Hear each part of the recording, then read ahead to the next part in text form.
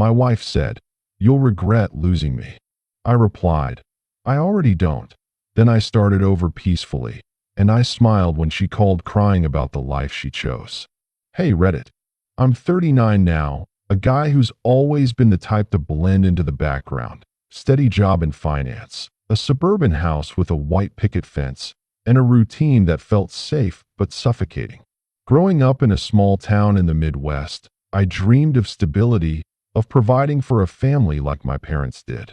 They were hardworking folks, dad at the factory, mom keeping the home fires burning. I idolized that, thought it was the blueprint for success.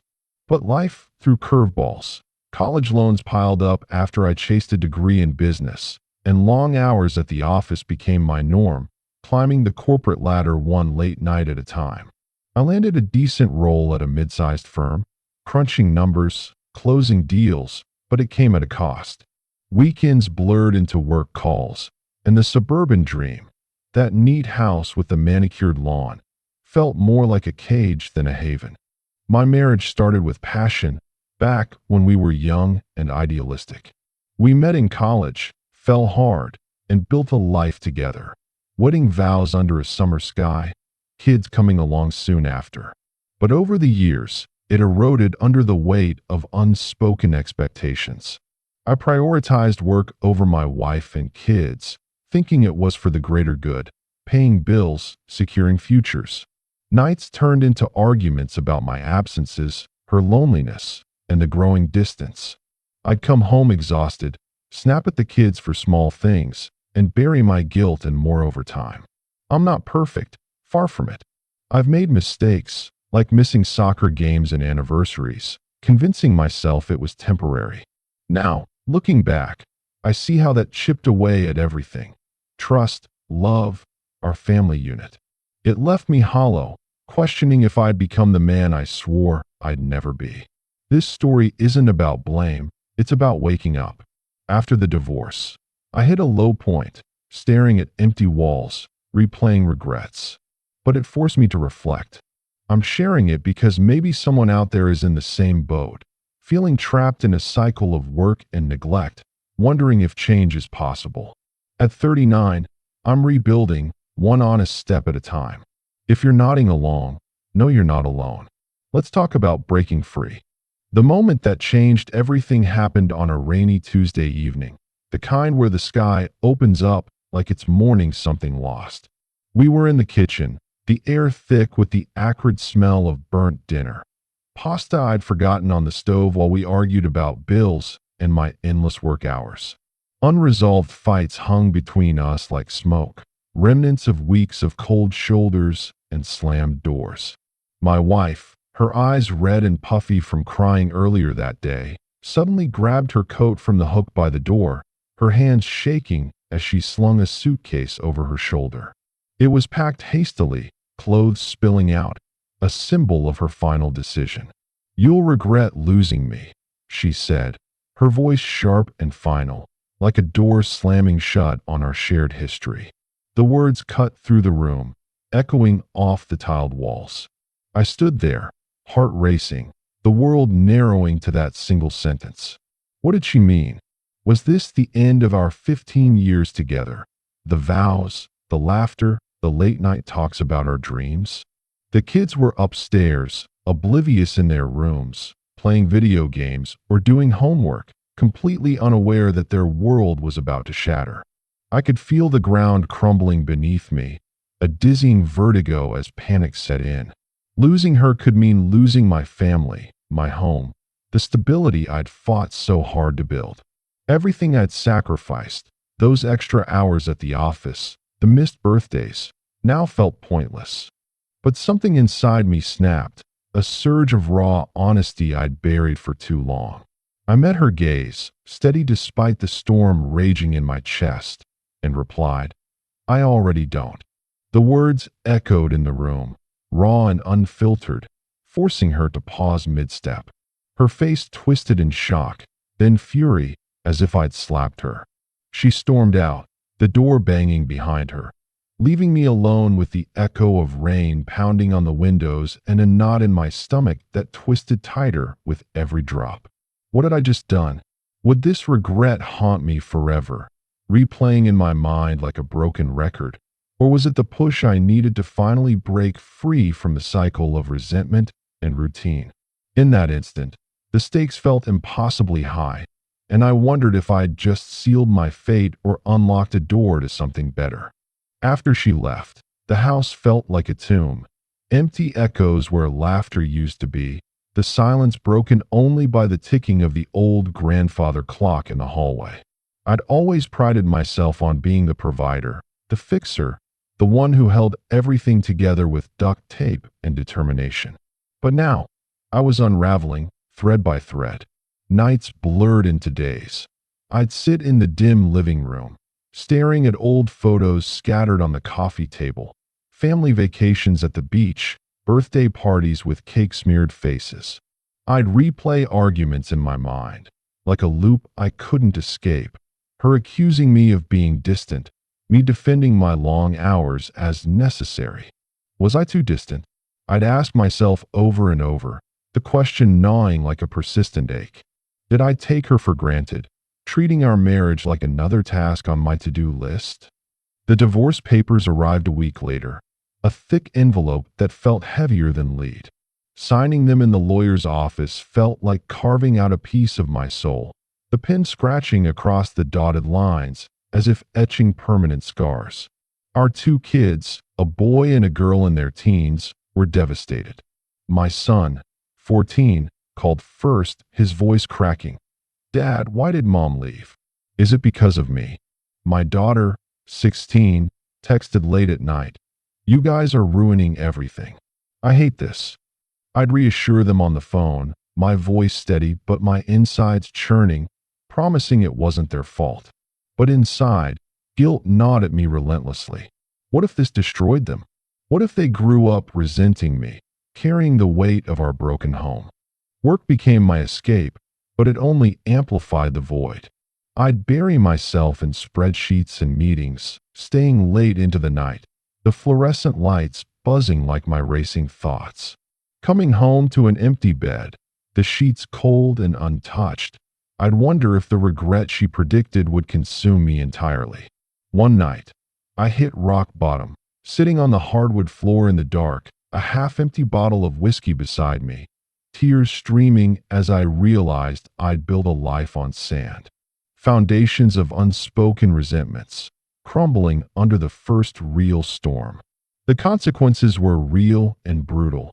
Emotional isolation that left me numb, strained relationships with the kids who now saw me as the bad guy, and a creeping fear that I'd never find peace, doomed to wander as a shadow of the man I used to be.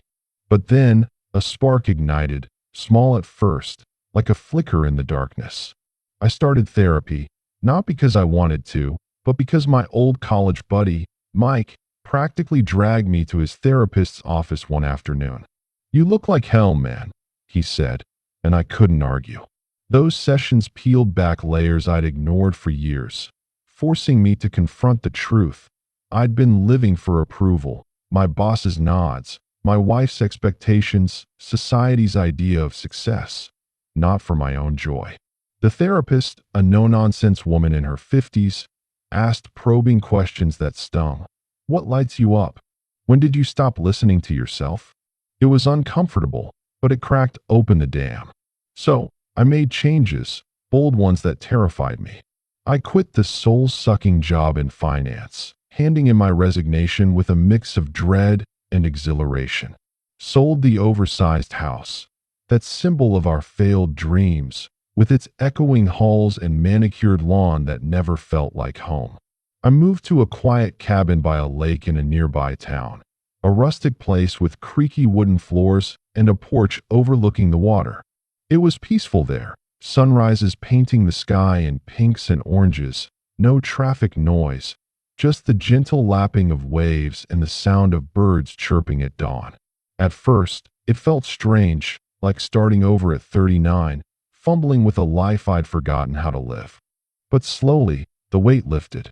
I picked up old hobbies, hiking forgotten trails through forests, where the crunch of leaves underfoot grounded me, reading books that inspired me, like memoirs of people who'd rebuilt after loss.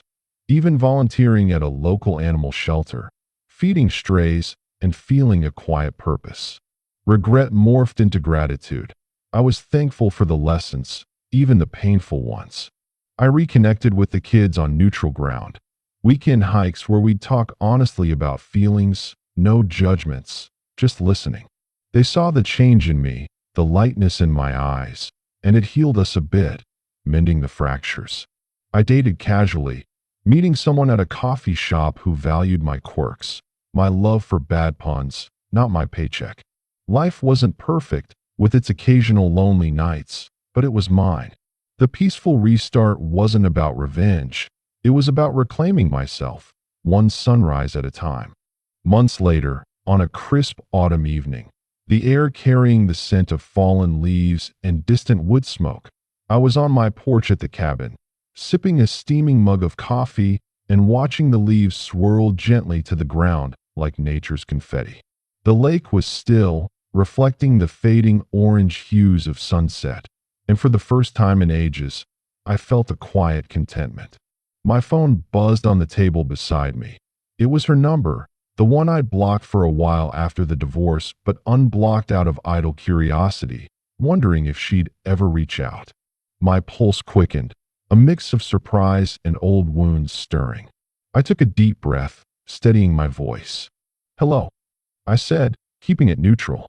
She was sobbing on the other end, her words tumbling out in a torrent, raw and unfiltered. "I miss you. I miss the kids. The life I chose after you. It's a mess.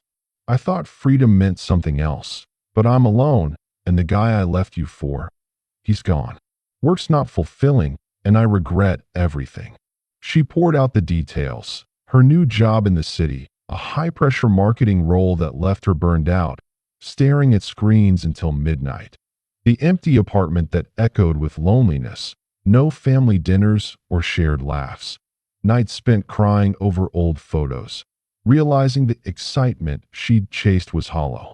She admitted the affair had fizzled quickly, leaving her with more emptiness than before. I listened, my heart twisting, not with anger or vindication, but a deep pity for the pain she was in, the mirror of my own past struggles. When she finished, pausing for breath, I didn't yell or remind her of the pain she'd caused. Instead, I said softly, "I'm sorry you're going through this, but I've started over peacefully. I wish you the same." Hanging up, a smile crept onto my face, not cruel or triumphant, but genuine, born from the irony of it all. She'd warned me about regret, predicting I'd crumble, and now she was the one calling, broken and yearning for what we'd lost. That moment sealed it. I'd turned her prediction into my liberation, proving that starting over wasn't weakness, it was strength. The phone call was the final chapter, a bittersweet payoff that freed me completely. Looking back, that confrontation in the kitchen was the catalyst that shattered my illusions and set me on a path I never imagined. I don't regret my reply. I already don't, because it was honest, a raw admission that cut through the fog of denial. It freed me from the chains of a failing marriage, pushing me to confront the man I'd become and the one I wanted to be. Now, at 39, I'm living simply, embracing a life that feels real and unburdened. Content with quiet joys like morning runs along the lake or cooking simple meals for the kids. I've rebuilt stronger bonds with them. Weekend visits filled with laughter, not tension. My future feels authentic, no longer dictated by societal expectations or a paycheck's glow. I've learned that true freedom comes from within, not from escaping pain. If you're reading this, maybe you're in a similar spot. A relationship crumbling under the weight of unmet needs. Fear of the unknown looming like a storm cloud. Don't let regret define you. It's a thief that steals your present. Start over peacefully, one step at a time. It might mean tough conversations, like I had with my therapist, or small changes, like ditching the job that drains your soul. It's not easy. There were nights I doubted myself, wondering if I'd ever feel whole again. But it's worth it. Surround yourself with supportive friends, rediscover passions you've neglected, and remember that healing isn't linear. And who knows, maybe one day you'll smile at the life you chose too, just like I do now, grateful for the second chance. Thanks for listening. I hope this resonates, offering a glimmer of hope in your own journey. If it does, drop a comment below. Share your story. Let's connect. You're not alone in this.